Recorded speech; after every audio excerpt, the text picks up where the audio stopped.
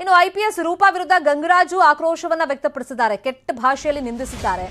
ನಾನು ದೂರು ಕೊಡ್ತೀನಿ ಅಂತ ಹೇಳಿದ್ದಾರೆ. ಯಾಕಂದ್ರೆ ಒಬ್ಬ ಅಧಿಕಾರಿಯಾಗಿದ್ಕೊಂಡು ಈ ರೀತಿಯೆಲ್ಲ ಅವ್ರು ಮಾತಾಡ್ತಾರೆ, ಇದು ಸರಿನಾ ಅಂತ ಅವ್ರು ಪ್ರಶ್ನೆ ಕೇಳಿದ್ದಾರೆ.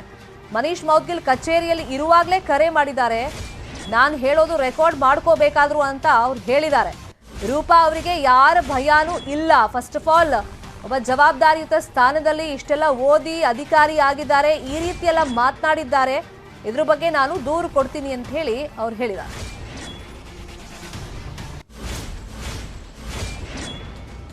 ಕಳಿಸ್ಕೊಟ್ರು ನೋಡಿ, ಇದೆಲ್ಲನೂ ಕೆಲವೊಂದು ಲ್ಯಾಂಡ್ ಡೀಟೇಲ್ ಕಳಿಸ್ಕೊಟ್ಟು ಲ್ಯಾಂಡ್ ಡೀಟೇಲ್ ಕಳಿಸ್ತಾರೆ. ಅರಿಬೇರಿ ನಾನು ಹೇಳ್ತೀನಿ, ನಾನು ಚಾಟ್ಸಲ್ಲೂ ಹೇಳಿದ್ದೀನಿ ಐಮನಿಗೂ, ಮೇಡಮ್ ಸರ್ವೆ ನಂಬರ್ ಹೆಸರು ಹೇಳಿ, ಸರ್ವೆ ನಂಬರ್ ಹೇಳಿ, ಏರಿಯಾ ಯಾವ್ದು ಬರುತ್ತೆ ಹೇಳಿ, ತಾಲೂಕು ಯಾವ್ದು ಬರುತ್ತೆ ಹೇಳಿ, ಹೋಬಳಿ ಯಾವ್ದು ಬರುತ್ತೆ ಹೇಳಿ, ನಾನು ಆ ದಾಖಲೆ ಕಲೆಕ್ಟ್ ಮಾಡ್ತೀನಿ.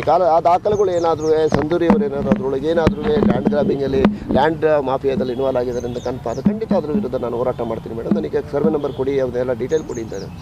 ಆಮೇಲೆ ಇದರಿಂದ ಏನೂ ಆಗಲ್ಲ ಬಿಡಿ ಅಂತ ಅಂದ್ಬಿಟ್ಟು, ಆಮೇಲೆ ಈ ಚಾರ್ಟ್ಸ್ಗಳನ್ನ ನೀನು ಅವ್ರಿಗೆ ಕಳಿಸ್ತೀರಾ ಬಿಡಿ ನನಗೆ ಗೊತ್ತು ಅಂತಂದರು. ಮೇಡಮ್ ನಾನು ಕಳಿಸಲ್ಲ ಅಂತ ಹೇಳಿದೆ. ಈಗ ಕಳಿಸಿದ್ದೀನಿ, ಎಲ್ಲರಿಗೂ ಕಳಿಸಿದ್ದೀನಿ.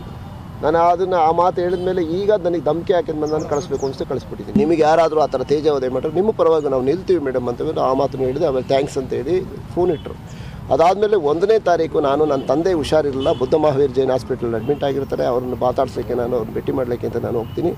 ಅದೇ ಸಮಯದಲ್ಲಿ ನಾನು ಮನೀಶ್ ಮೌದ್ಗಿಲ್ ಅವರಿಗೆ ಒಂದು ವಾಟ್ಸಪ್ಪಲ್ಲಿ ಮೆಸೇಜ್ ಕಳಿಸ್ತೀನಿ, ಸರ್ ತಮ್ಮನ್ನು ಭೇಟಿ ಮಾಡಬೇಕು, ಯಾವಾಗ ಯಾವ ಸಮಯದಲ್ಲಿ ಭೇಟಿ ಮಾಡಲಿ ಅಂತ ಕೇಳಿ 2:30 ಭೇಟಿ ಮಾಡಿದ್ದ ನನಗೆ ರಿಪ್ಲೈ ಕೊಡ್ತಾರೆ. ಅವ್ರ ಕ್ಯಾಬಿನಲ್ಲಿ ಇರಬೇಕಾದ್ರೆ ನನಗೆ ಕಾಲ್ ಬರುತ್ತೆ ಇದೇ ರೂಪಾಯಿಂದ. ನಾನು ಆ ರೂಪಾ ನಂಬರ್ ಸೇವ್ ಮಾಡ್ಕೊಂಡಿದ್ದೆ. ಅದಾದಮೇಲೆ ಮೊದಲನೇ ಕಾಂಟ್ಯಾಕ್ಟ್ ಆದಮೇಲೆ ರಿಸೀವ್ ಮಾಡಿದೆ.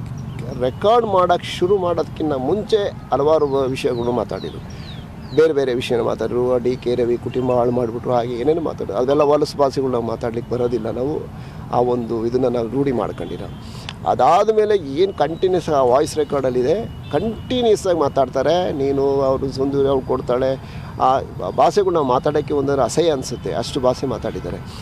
ನನ್ನನ್ನು ಹೇಳ್ತಾರೆ, ನಾನು ಪಿಂಪಾಗಿ ಕೆಲಸ ಮಾಡ್ತಾಯಿದ್ದೀನಿ ಅಂತ ಹೇಳ್ತಾರೆ. ಇಲ್ಲಿ ಬರ್ತೀರಾ ನೀವು, ಸರ್ವೆ ಕಮಿಷನರಿ ಕಚೇರಿಗೆ ಬರ್ತೀರಾ.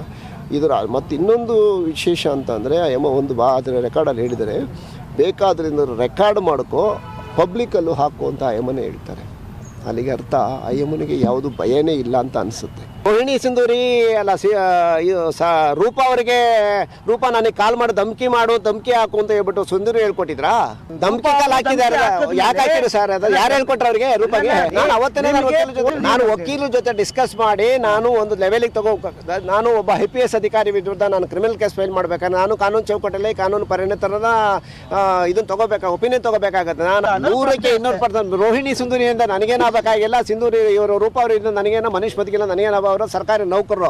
ಯಾರೇ ಹೋದ್ರು ಸರ್ಕಾರದ, ನಾನು ಹೋಗಿ ನಾನು ಕಾನೂನು ಚೌಕಟ್ಟಲ್ಲಿ ನಾನು ನ್ಯಾಯ ಕೇಳೋಕ್ಕೆ ಅಂತ ಹೋದಾಗ ಅವ್ರು ನ್ಯಾಯ ಕೊಡಲೇಬೇಕಾಗತ್ತೆ ನನಗೆ. ಅವ್ರು ಕೊಡಲಿಲ್ಲ ಅನ್ನೋ ಅವ್ರಿಗಿಂತ ಮೇಲಧಿಕಾರಿಗೆ ಹೋಗೋಕ್ಕೆ ನನಗೆ ರೈಟ್ಸ್ ಇದೆ.